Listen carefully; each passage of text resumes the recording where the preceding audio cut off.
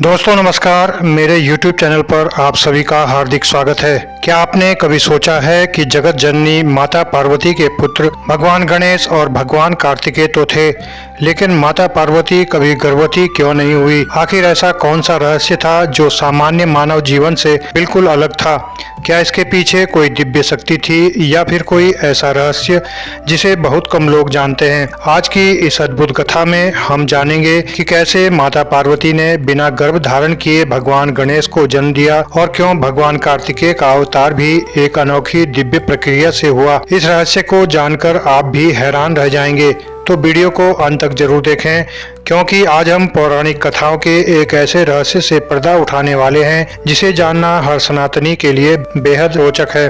जय माता पार्वती, जय महादेव। सनातन धर्म के ग्रंथों में भगवान शिव और माता पार्वती के जीवन से जुड़ी अनेक अद्भुत कथाएं मिलती हैं। इन कथाओं में एक प्रश्न अक्सर लोगों के मन में आता है कि जब संसार के अधिकांश बच्चों का जन्म माता के गर्भ से होता है, तो भगवान गणेश और भगवान कार्तिकेय के जन्म की कथा इतनी अलग क्यों है? क्या कारण था कि माता पार्वती को सामान्य रूप से गर्भ धारण नहीं करना पड़ा? आज की यह प्रेरणादायक कथा इसी रहस्य को उजागर करती है। यह कथा हमें बताती है कि देवताओं का जन्म सामान्य मनुष्यों की तरह नहीं होता, बल्कि उनके अवतरण के पीछे ब्रह्मांडीय उद्देश्य छिपा होता है। कैलाश पर्वत पर भगवान शिव और माता पार्वती विराजमान थे। चारों ओर दिव्य शांति थी। देवता, ऋषि और गंधर्व समय समय पर उनके दर्शन करने आते थे। एक दिन माता पार्वती ने देखा कि पृथ्वी पर रहने वाली स्त्रियां अपने बच्चों के साथ अत्यंत प्रसन्न दिखाई देती हैं।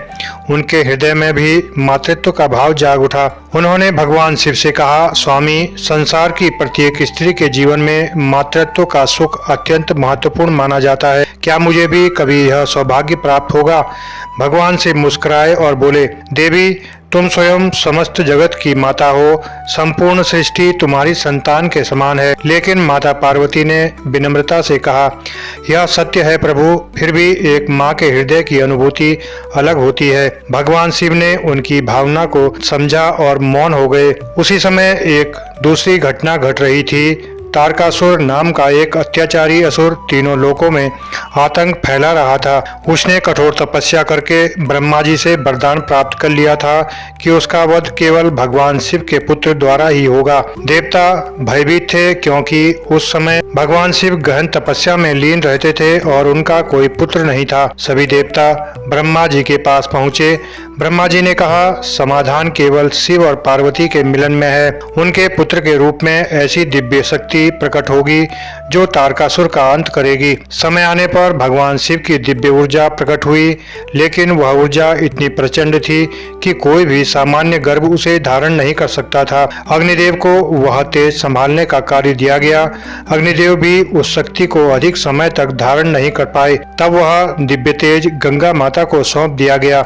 गंगा भी उस अद्भुत शक्ति को अधिक समय तक नहीं रख सकी। अंततः वह तेज सरकंडों के वन में स्थापित किया गया, जहां से एक दिव्य बालक प्रकट हुआ। वही बालक आगे चलकर भगवान कार्तिकेय कहलाए। उन्होंने बड़े होकर तारकासुर का वध किया और देवताओं को भय से मुक्त किया। इस प्रकार कार्तिकेय का जन्म सामान्य गर्भ से नहीं, बल्कि भगवान शिव की दिव्य ऊर्जा से हुआ।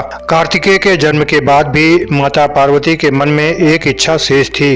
वह चाहती थी कि एक पुत्र ऐसा हो जो पूरी तरह उनके स्नेह और शक्ति से उत्पन्न हो। एक दिन भगवान शिव ध्यान में लीन थे। माता पार्वती स्नान करने जा रही थी। उन्होंने अपने शरीर पर लगाए उपटन को एकत्रित किया और उससे एक सुंदर बालक की आकृति बनाई। फिर अपनी दिव्य शक्ति से उसमें प्राण फूंक दिए। क्षण भर में वह आकृति जीवित हो उठी। बालक ने हाथ जोड़कर कहा, माता, आपकी क्या आज्ञा है? माता पार्वती ने प्रेम पूर्वक कहा, तुम मेरे पुत्र हो। जब तक मैं स्नान कर रही हूँ, किसी को भी भीतर प्रवेश मत करने देना। बालक ने आज्ञा स्वीकार कर ली। कुछ समय बाद भगवान शिव वहां पहुंचे। उन्होंने अंदर जाने का प्रयास किया। बालक ने विनम्रता से कहा, मेरी माता की आज्ञा है कि मैं किसी को भी अंदर न जाने दूं। भगवान शिव ने समझाया, मैं स्वयं इस भवन का स्वामी हूं। लेकिन बालक अपने कर्तव्य पर अड़िग रहा। धीरे धीरे विवाद बढ़ गया। गणों और देवताओं ने भी बालक को समझाने का प्रयास किया, पर वह नहीं माना। अंततः क्रोधित होकर भगवान शिव ने अपने त्रिशूल से उसका सिर अलग कर दिया। जब माता पार्वती बाहर आई और अपने पुत्र को मृत देखा तो उनका हृदय दुख से भर गया। उन्होंने क्रोध में आकर अपना भयंकर रूप धारण कर लिया। पूरा ब्रह्मांड कांप उठा, देवता भयभीत हो गए। उन्होंने भगवान शिव से प्रार्थना की, प्रभु कृपया इस संकट का समाधान कीजिए। भगवान शिव को अपनी भूल का एहसास हुआ। उन्होंने आदेश दिया, उत्तर दिशा में जो भी पहला जीव दिखाई दे उसका सिर लेकर आओ। गणों को सबसे पहले एक हाथी का बच्चा दिखाई दिया। वे उसका सिर लेकर आए। भगवान शिव ने वह सिर बालक के शरीर पर स्थापित किया और उनमें पुनः प्राण फूंक दिए। बालक जीवित हो उठा। भगवान शिव ने घोषणा की, आज से यह बालक गणों का स्वामी होगा। इस प्रकार उनका नाम गणेश पड़ा। फिर शिव जी ने आशीर्वाद दिया, किसी भी शुभ कार्य से पहले सबसे पहले गणेश की पूजा होगी। देवताओं ने पुष्प वर्षा की।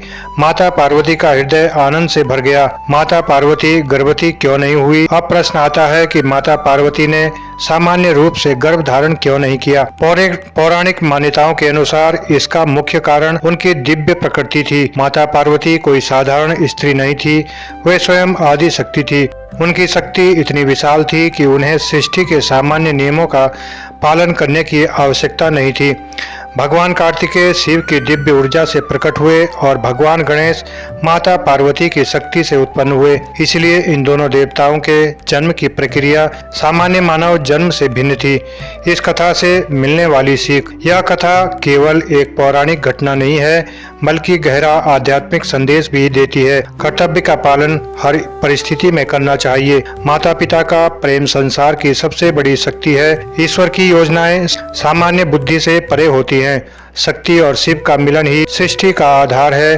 सच्ची श्रद्धा और विश्वास से हर संकट दूर हो सकता है। दोस्तों, माता पार्वती गर्भवती इसलिए नहीं हुई क्योंकि वे स्वयं आदि शक्ति थी। भगवान गणेश और भगवान कार्तिकेय का जन्म दिव्य शक्तियों के माध्यम से हुआ था, जो सामान्य मानव जन्म से अलग था। इन कथाओं का उद्देश्य हमें यह समझाना है कि देवताओं के अवतरण के पीछे केवल जन नहीं बल्कि पूरे ब्रह्मांड के कल्याण का उद्देश्य छिपा होता है। जब भी हम भगवान गणेश और भगवान कार्तिकेय का स्मरण करते हैं, हमें माता पार्वती के प्रेम, त्याग और दिव्य शक्ति को भी याद करना चाहिए।